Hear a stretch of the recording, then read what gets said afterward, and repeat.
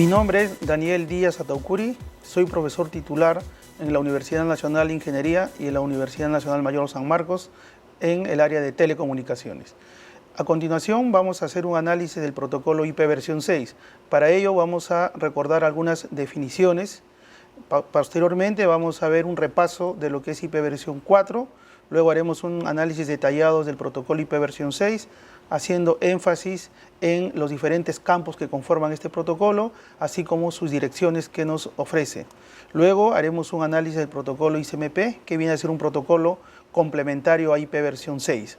Para a continuación hacer un análisis del protocolo ND, Neighbor Discovery, que viene a ser un protocolo que va a permitir encontrar las direcciones físicas.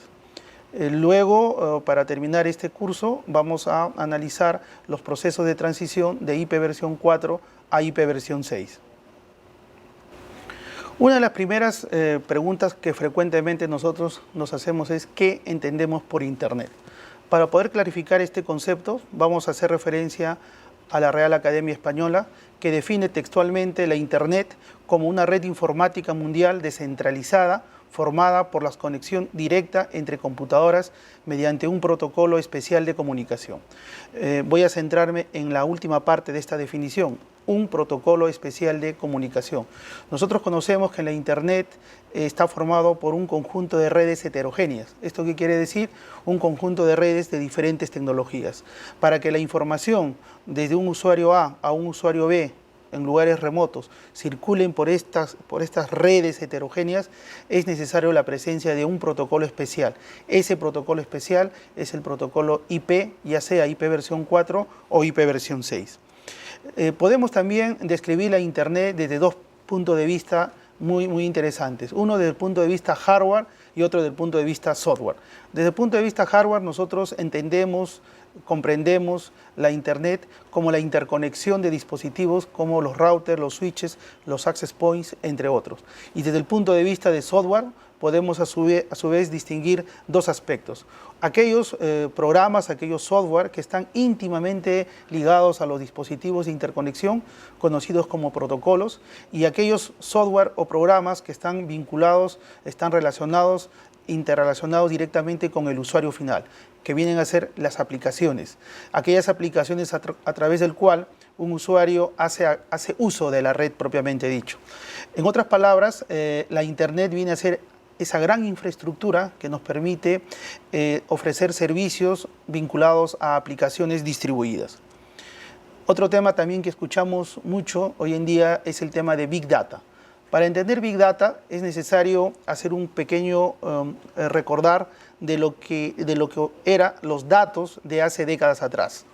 En los inicios de Internet, la información que circulaba por Internet propiamente dicho eran fundamentalmente de correo electrónico, de acceso a servidores y luego, años después, servidores web.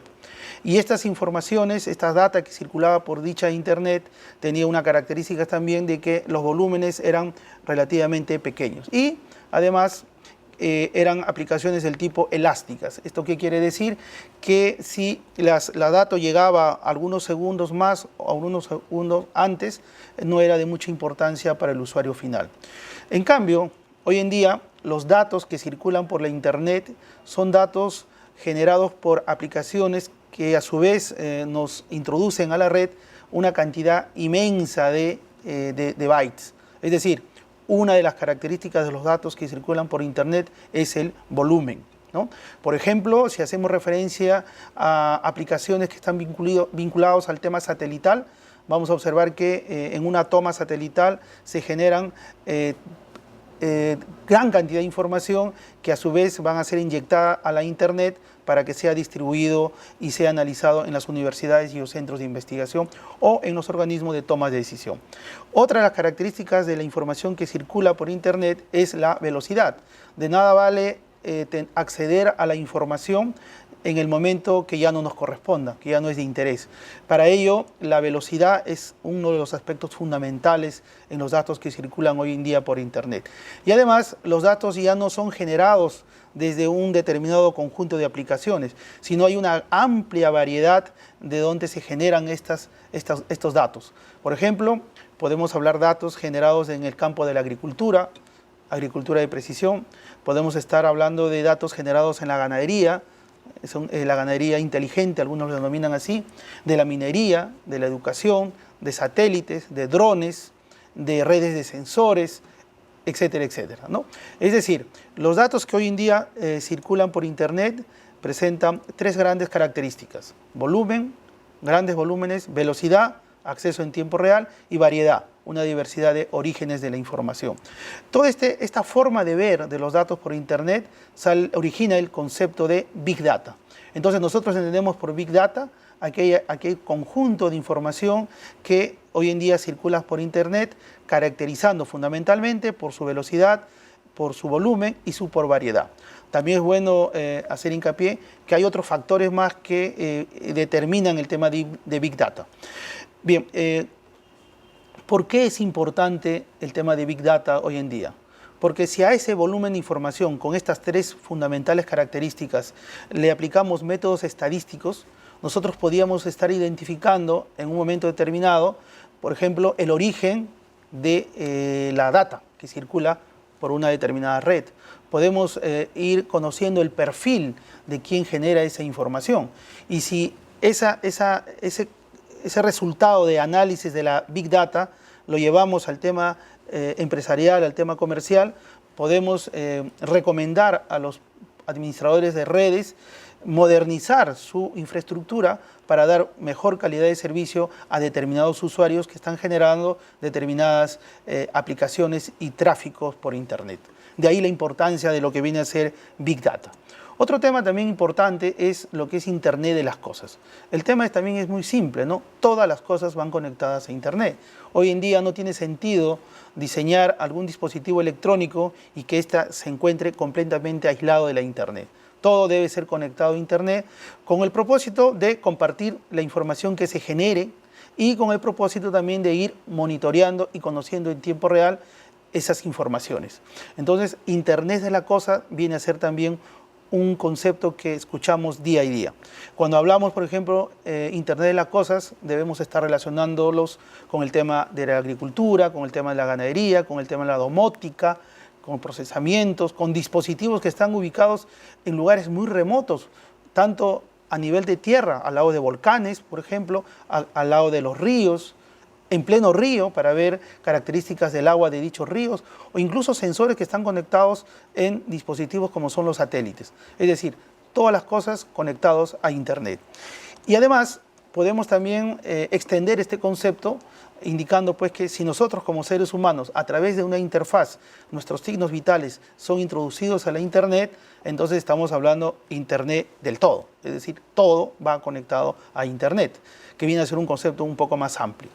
Bueno, tanto el concepto de Internet de las cosas e Internet del todo, para un acceso directo a la Internet de parte de los dispositivos, es necesario que dichos dispositivos tengan una dirección lógica.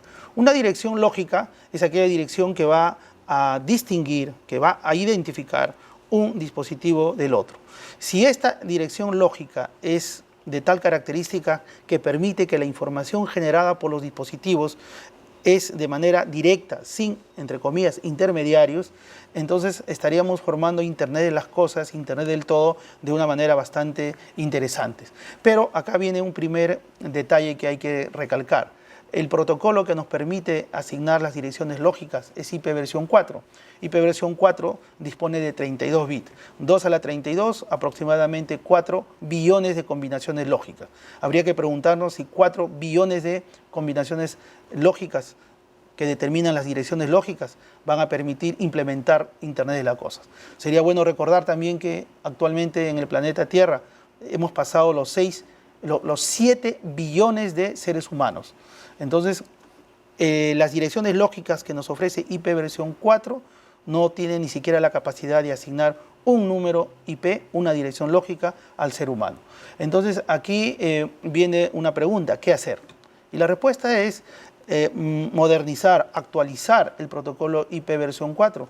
en un nuevo protocolo conocido como IP versión 6.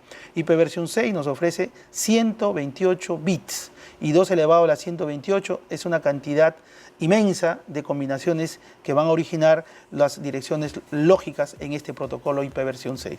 Por lo tanto, el protocolo IP versión 6 viene a ser un protocolo que va a hacer posible la implementación de Internet de las cosas de una manera directa.